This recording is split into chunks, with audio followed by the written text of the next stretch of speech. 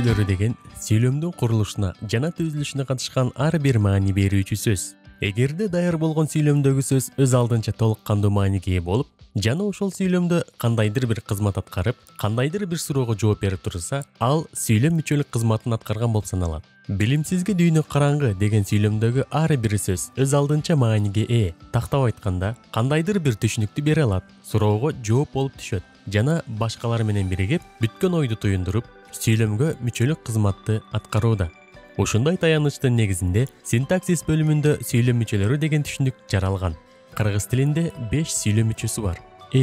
Баяндооч, аныктооч, толуктооч жана бышыктооч. Булар аткарган кызматына карай, сүйлөмдөгү салмагына карай, сүйлөмдүн баш мүчөлөрү жана сүйлөмдүн айкындооч мүчөлөрү деген эки топко бөлүнөт.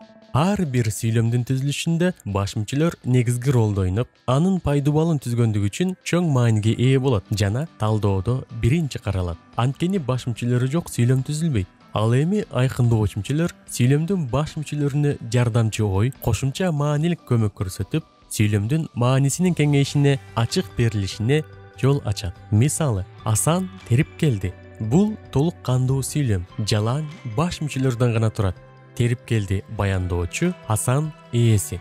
Бирок биз мында Асандын бир жактан бир нерсени терип келгендигин гана билүүдөбүз. Ой туюк. Ал эми биз бул сүйлөмгө айкындооч мүчөлөрдүн милдетин аткаруучу бир нече сөз кошсок, бардык маалымат ачык айкын алдыбызга тартылат. Асан кечээ тоонун кызыл гүлдөрүн терип келди.